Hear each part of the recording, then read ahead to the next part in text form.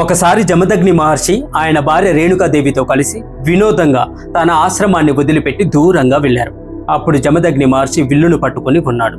అమ్ముల పొది రేణుకాదేవి పట్టుకొని ఉంది.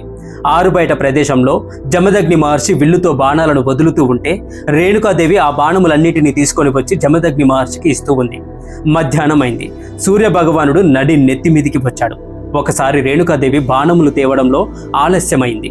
జమదగ్ని మహర్షి ఆమెను చూసి, ఇంత ఆలస్యం చేశావేమిటి దేవి అని అడిగాడు. నాథా, ఎండ వేడిమి ఎక్కువగా ఉంది, పైగా కాళ్ళు కూడా కాలుతున్నాయి, అందుకనే కాసేపు ఆ చెట్టు నీడన నిలబడ్డాను, అందుకే ఆలస్యమైంది అని బదులిచ్చింది రేణుకాదేవి.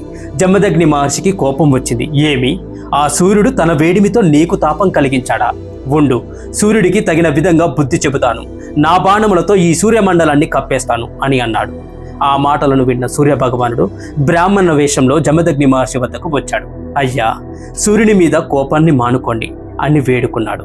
నీవు మాట్లాడకు, పక్కకు పో, ఆ సూర్యుడిని నేను నేల కూలుస్తాను ఈరోజు అన్నాడు జమదగ్ని మహర్షి. అదేమిటి మునీంద్ర, మీరు గొప్ప తపస్వి, మీరు కూడా అలా కోపగించుకుంటే ఎలాగా? సూర్యుని తాపం చేతనే కదా సముద్రంలోని జలాలన్నీ వేడెక్కి మేఘాలుగా మారి మనకు వర్ష రూపంలో మంచినీరుని ఇచ్చేది. దాని వలన మనకు ఔషధములు, పంటలు కూడా పండుతాయి కదా. మరి సూర్యుడు తాపం చెందకపోతే ఎలాగా అని అన్నాడు సూర్యభగవానుడు. కానీ జమదగ్ని మహర్షి శాంతించలేదు. అప్పుడు సూర్యభగవానుడు తన నిజస్వరూపాన్ని ధరించాడు.